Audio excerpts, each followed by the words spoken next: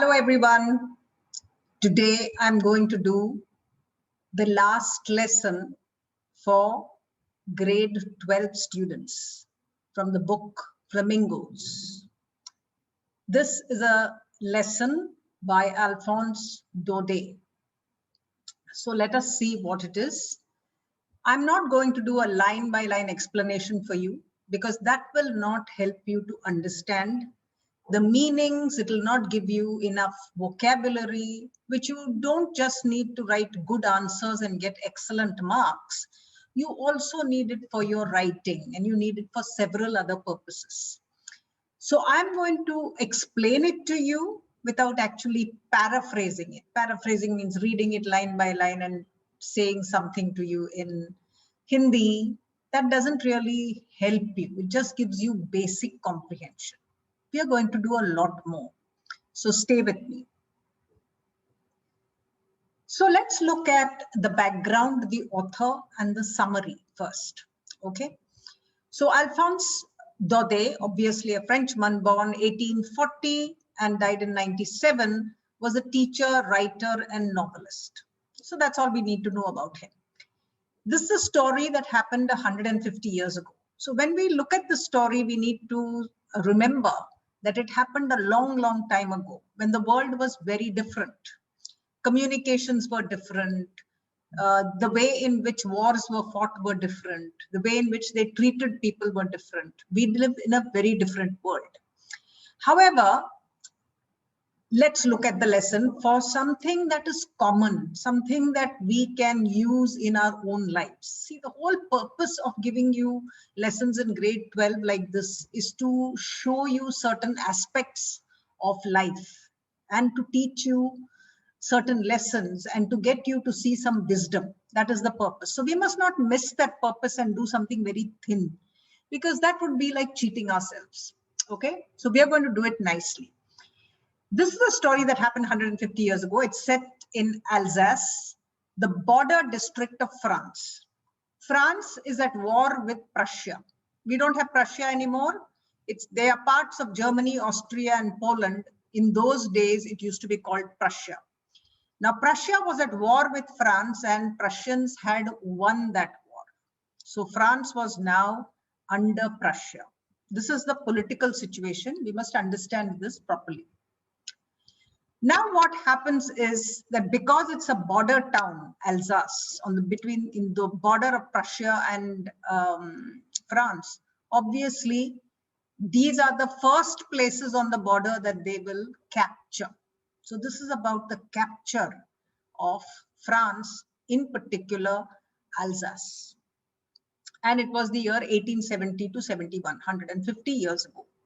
The story, let me give you a quick summary of the lesson. So the summary of the lesson is not very difficult. It's not something that you won't understand, but I'm going to tell you very quickly what it is. So the story talks of the last lesson given by the teacher, M. Hamel. M stands for Monsieur, which means Mr. Okay, so M. Hamel, who is leaving the country after the announcement that henceforth only German will be taught in the classroom, not French. So this is like a surprise. So they have conquered you. They have come in and said, no more French. It's only going to be German. France, a young boy who has never liked school really, recognizes the value of education. When this happens in the whole story, this is what happens to France. France, this boy who didn't want to go to school, now recognizes the value of education. The teacher himself takes responsibility for many things, for how all adults never cared about educating their children. Parents wanted their kids to work in farms. The teacher could also put his own needs above those of the children. The children, of course, wanted to play.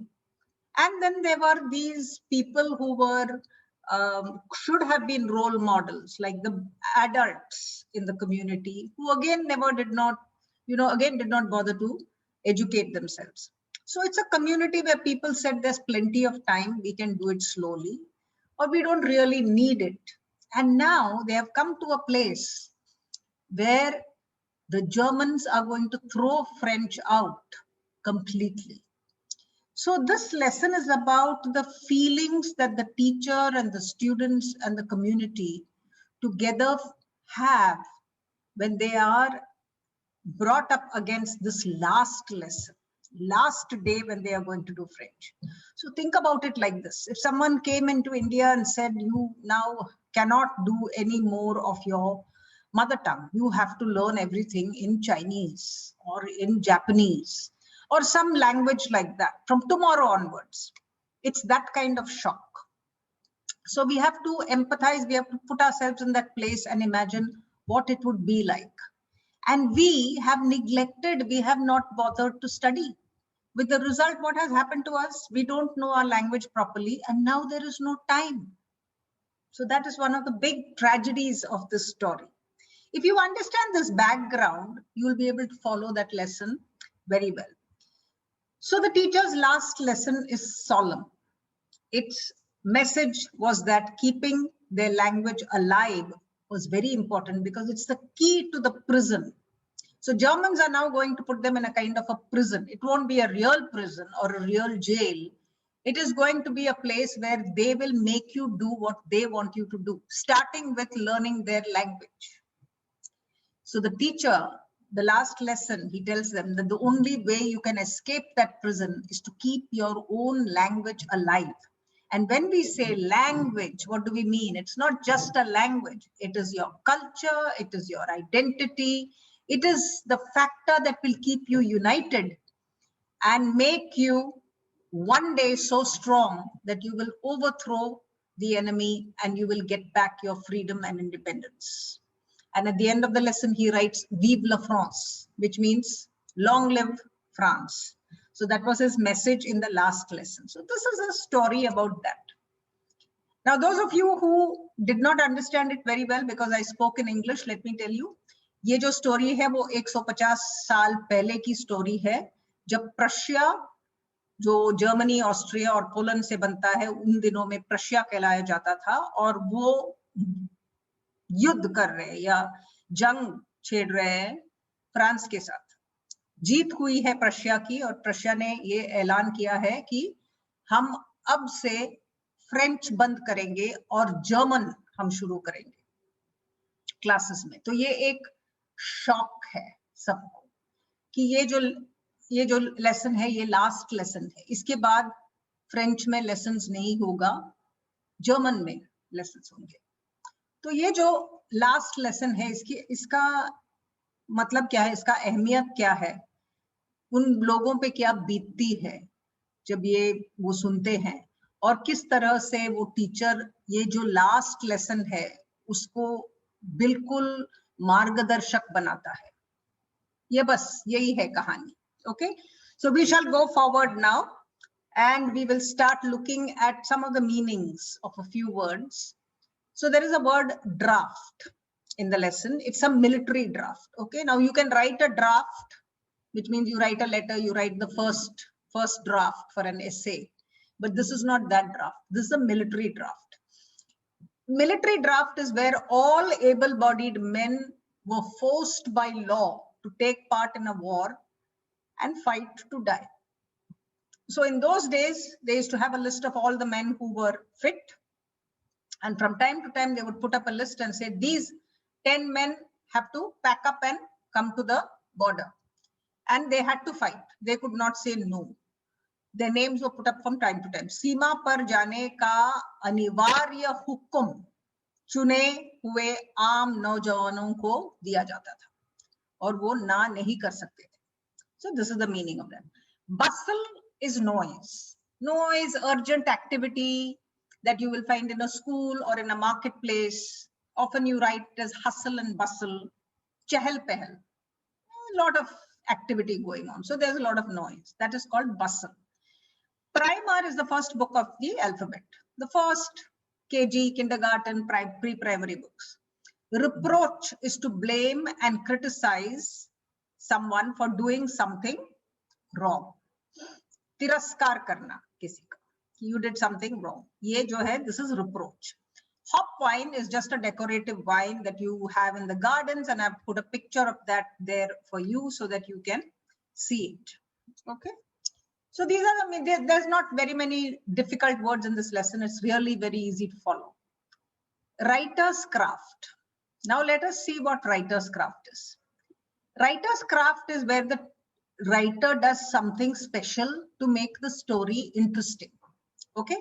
So here, what has he done? The writer has built up the story, creating a sense of mystery before letting us know what the problem really is. So he doesn't straight away tell you about what the last lesson is about. He builds it up slowly. And so our anticipation, ye jo jignasa hai, what is happening, what's going to happen, this is retained. And so we are, along with this boy Franz, who doesn't know what's happening, the reader is also wondering what's happening. So this is what he has done. This is called writing. Writers' stylistic devices. Writers do things that make us want to read. So this is what he has done. It's a good thing for us to copy when we are writing our own stories. We can use this technique. So that's why I'm pointing it out to you. So first thing is the boy. Now, what are the various things that he says before he comes to the main problem?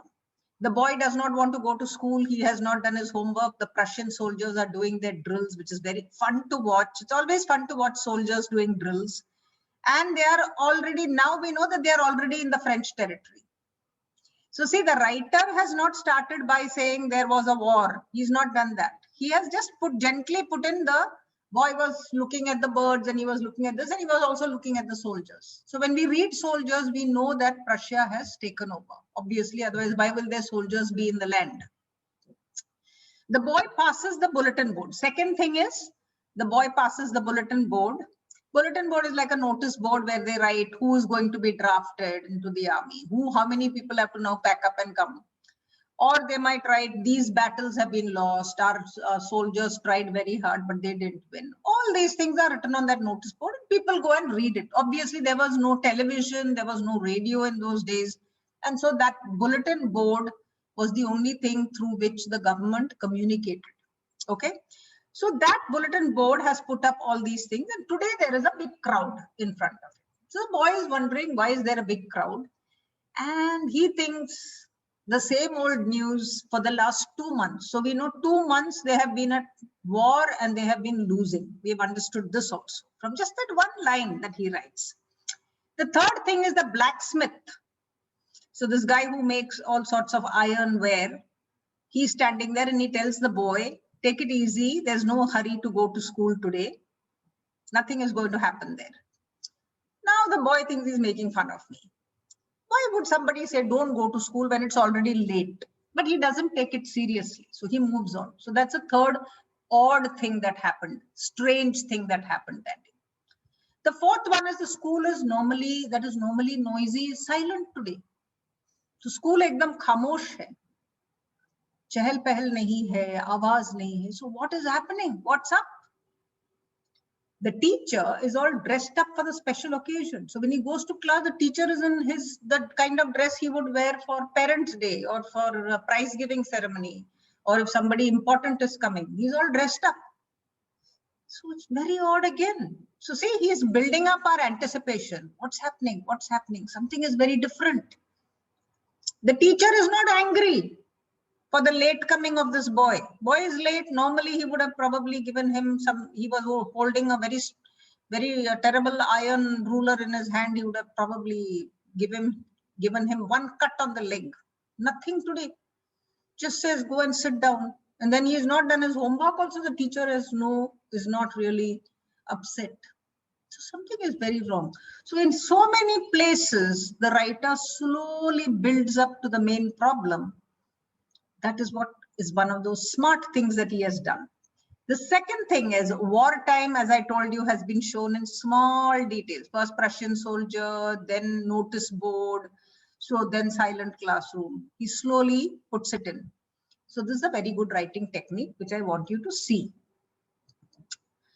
The themes. Let us come to the mudde. Jo kehte hain. All stories are about themes. The reason why they have put that lesson in your book is because they want you to think about the themes. It's not so that you can do question answers and get 90% marks in the exam. That you will get anyway if you understand all this. But they want you to think about the themes. So what are the big themes in this story? That's what we need to ask. So the themes are language is a theme. So language is not, as I told you, communication. It is culture, identity, ideas, values of one community. All are sitting in a language. So if you are a Tamilian or you're a Punjabi or you're a Bengali, when people speak Bengali around you or Punjabi around you, you feel a sense of belonging. You feel a sense of oneness with those people. You feel a sense of comfort, of love. So many things come because of that language. So that is what language is all about. Language is not just a language. It is not like that. So संस्कार, पहचान, सोच, सामूहिक मूल्य, ये सब जुड़े हुए हैं भाषा से. So this is important to remember when we read this lesson. The second one is war and enslavement. Jung or Gulami. This is one topic that we have to think about. So when people come into another, they capture a country and come in, what do? So they can do two things. They can whip everybody up. They can probably shoot people down. But not everybody behaves like that. There are many ways in which countries are enslaved. Or they may whip you and take you and make you to build something. There are many ways in which captors or people who have conquered, they behave. ठीक है? तो जंग के बाद जब लोग आते हैं तो उनका जो जिन लोगों को इन लोगों ने के ऊपर जिन राज्य पर इन लोगों ने कब्जा किया है, ये कैसे ट्रीट करते हैं? When the captor's language is imposed, it takes away freedom to be who you are. अगर language ही निकाल के फेंक दिया तो then who are you? अब यहाँ आके if you say that you can only speak Japanese, then who are we? We cannot speak to one another. We cannot then communicate properly. After some time, children start forgetting the language because they are not using it. So all these problems take away our identity, because what is language? It is sanskar, pehchan, soch, samuhik mulya. All this will go out of the window. So that is one way of making people who have been captured subjugated, feel small. They have feelings of anger, frustration, humiliation, sadness, loss. All these words are very important for you to use in your papers, because that is what will give you those excellent marks. It's like imprisonment without a jail. Something to think about. So everything is not about taking the whip and putting this chabuk on you and making you bleed. It is not that. Sometimes people bring in something like a language and they destroy the culture. The British did that. They brought English into India. We'll talk about that later. But let us look at just what happened in this story now. The third one is time. Samay ki pabandi. Samay jo hai, it is not endless. Samay may be endless, but we are not endless. We have got a life that is very limited. Time and tide wait for no man. Ye kahavat to suni hogi. What does it mean? It means that it will not wait for you. Once time is gone, it is gone. It won't come back. And we take many things for granted.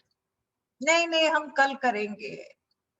In Hindi also we have that saying, kal kare so aaj kar.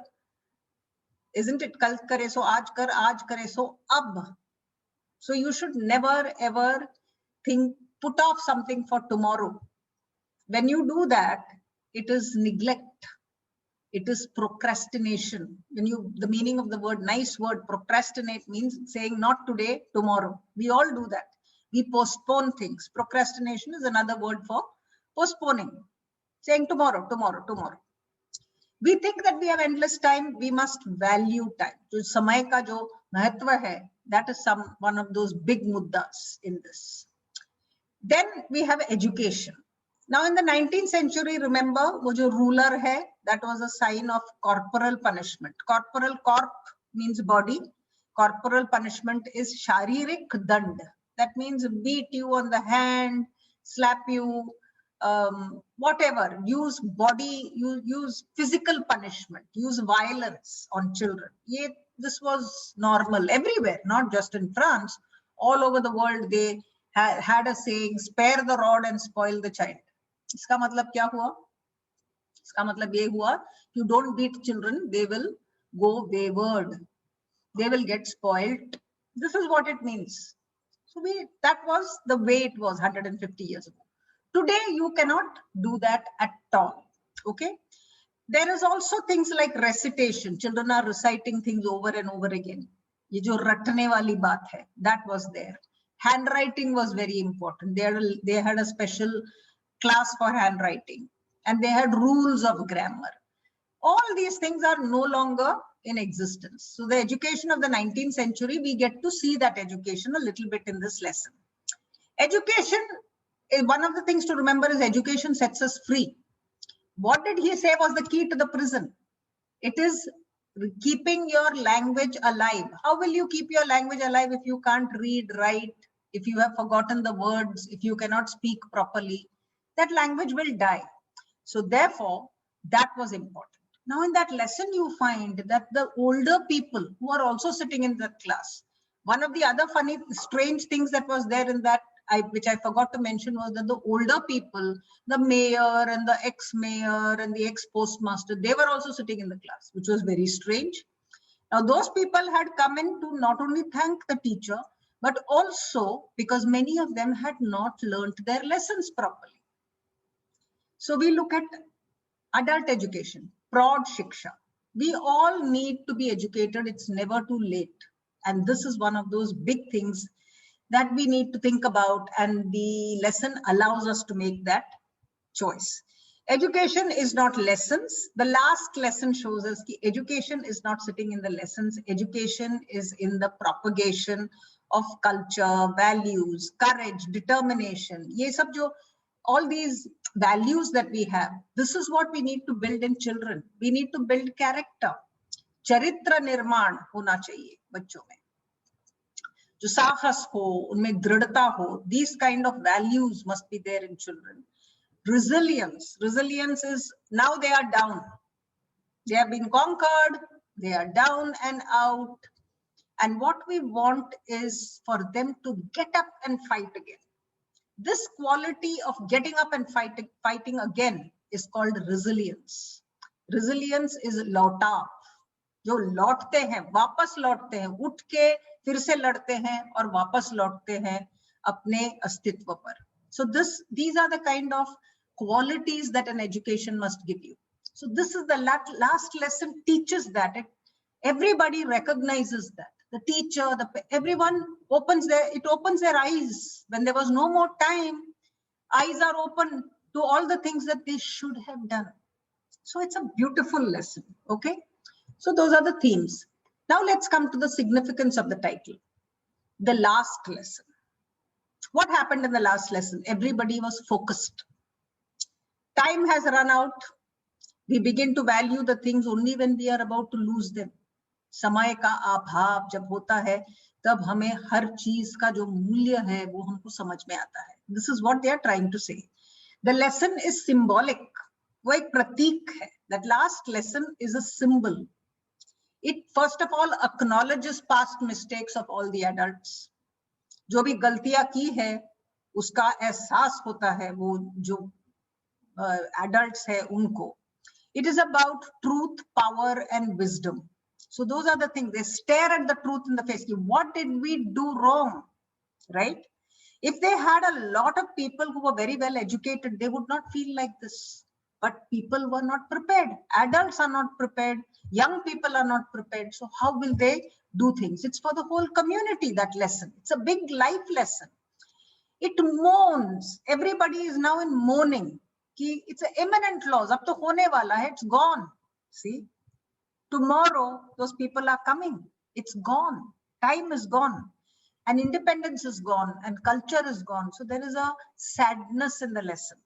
The lesson taught them hope, forgiveness, determination, responsibility, courage, and love. Very good words that you must use. That is the significance of the last lesson. It was not just writing and reading, but it was all these qualities of hoping that they will get their independence back, of forgiving people who had done things that were wrong, of taking collective responsibility. Asha, maafi, dridhata, uttar, daitva, sahas or prem. ये है वो lesson का मूल, the last lesson. It gave them direction, as I said, margdarshan, and a roadmap on what to do, how to go forward from here. When everything around you is falling, how do I go forward? That is what the teacher did. The key to the prison he gave them. This is what a real teacher should be, isn't it? Show the way. That's what a teacher is all about. So that's why this lesson is so amazing. Emotions of sadness. What are the emotions in the lesson? It's of sadness, fear, shame, regret, and then togetherness. Everything is there in that lesson. So emotionally, it's a very, very heavy lesson because they've just lost everything. See, the mood of the lesson is poignant and solemn. We don't say poignant, we say poignant and solemn. Poignant means marmic, जो दिल को छू लेता है, and gambhir, solemn, means it's not something where you feel like laughing. Even the small children were sad, or small children worked hard, that sort of a situation. It's a collective mourning of old and young over a shared loss. जो हाथ से गया वो सबका loss है. So that's what this lesson is about. Beautiful title significance you should have in your hand, because these are the big questions to answer. Now, every lesson should be linked to life, and they will ask it to you in very many ways, but you should know the link to life. How is this an important lesson? Why is this important in our lives? It can be anything. Now, it's not about whether they ask you the question or not, but as a rule, you should link things to life, because then you become a smarter person. Okay. If we look at the themes, there are many lessons, morals, and discussions. So it can be what is a moral, what is a, anything can be asked. What are the important issues? You can say anything, but let us link it to our own lives. Even if you write a line linking it, it's very impressive. Do we have any language issues? Yes, we use English, which is the language of the captor, the British. They are the ones who brought English to India. The British could not make big changes in India because we were a big country and we did not have a school system to do what they did in France. India is also hard to govern. It was very hard for them to put English everywhere. So they only chose a few pockets and they put English into us. It is hard for us to throw out English because we do not have a common national language. See, that's the difference. They all had French, but we don't have one language. We have got many languages in India. So English becomes the link language. This is why, in a way, English is a blessing, because we can talk to one another. So, but we have internal language problems. So we don't have a national language because the North and South will not agree to a common national language. This is one of our language problems. Language gives us access to culture. If we learn more than one language, we know the people of our own country better. So if you know Gujarati, Bengali, Punjabi, you will know your own people. You will have a sense of love and you will understand their culture. And all that I told you, a national identity will come when you have many languages. We will not fight with one another. So this is one of those big lessons for us in this one lesson for us Indians.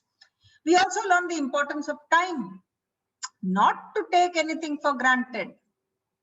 Oh, it's all right. I'm only in the 12th. I'll do it when I'm in college. No, I will do it later. I'm sure I'll be able to study all the vocabulary later. I'm sure I'll be able to speak good English later on. There is no later. That is what he teaches you. It's over. And it will suddenly come and you won't be prepared. That's what this lesson teaches you. That one line is a good line to use whenever you answer the big questions. I'm going to do a few quick reference to context lines with you. I'm sure you understood the lesson better now. If you read it, it will be crystal clear. You won't have a problem. So one of the first ones that I want to talk to you about is the new master comes tomorrow. So this is one of those lines, very important lines. This is an announcement that Hamel makes to the class, informing them that this is the last lesson and henceforth German, the new master for German will be coming in tomorrow. This is a tragic change. It shows that time has run out for the French people. The word new master can mean new teacher, and it can also mean the new owner or the new master of, that is, the Germans are now masters of France. You can have those two meanings in that one line. It's not just a teacher, but it is also the owners or the masters who are coming in, the rulers who are coming in, right? What a thunderclap it was to me. This is what Franz thought when the master said it was the last lesson.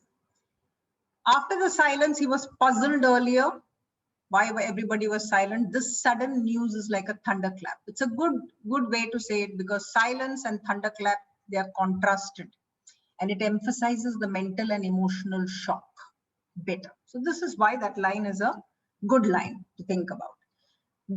I have plenty of time. I will do it tomorrow. And now see where we have come out. This is what Mr. Hamel says when Franz doesn't know his lesson, cannot answer the question. It shows how students think that they have time tomorrow to do all things. This is called procrastination, putting off things for another day. Time runs out, and those who did not learn will not get another chance. This is what it means. The next one is, as long as they hold fast to their language, it is as if they had the key to their prison. This statement was a part of Monsieur Hamel's lecture. He is basically telling them to keep learning and using their language and not to forget it. If they know their language, they will feel one with their culture, and someday they will use their unity to break out of the slavery and become free Frenchmen again. So that is the way in which they will have to make sure that they fight back, using the language to unite them. We will make them sing. Will they make them sing in German, even the pigeons? This is a thought that Franz had while doing the last lesson. He hears the pigeons cooing in silence and wonders whether the cruel rule about learning German will be imposed on the pigeons also. Will they make the birds also sing, say, talk in German, or coo in German, or make sounds in German? Just a funny thought. So the thought is funny, but also sad. Instead of a language of love that should unite humans in nature, wars divide, destroy, and goes against the dignity of people. So imagine, when we can share our pigeons and our air and our water, why is it that we try to humiliate one another, fight, and then capture, and then humiliate? This is a nice, it's a wise thought, okay? Although it sounds rather childish and silly, doesn't it? The last one is Vive la France. This is a slogan that is written on the board by Mr. Hamel as a parting piece of farewell advice, because when he started to talk, he was overcome with emotion and he could not say anything. So he wrote Vive la France. The final word that he wrote was Long live France. Vive la France, long live France. It signals to everyone that they must fight for their country and resist the Germans by keeping alive their language and values, because that is their real identity. So the last lesson was an amazing lesson by Monsieur Hamel. And he put hope, he put courage, he put drive into the minds of those children and also in the minds of the adults. So this was the lesson that we did. I hope you enjoyed it. If you've enjoyed it, make sure that you write in the comments box. If you have any questions to ask, do ask me and I will help you with your studies. So thank you very much from the Mindsprings English Teacher.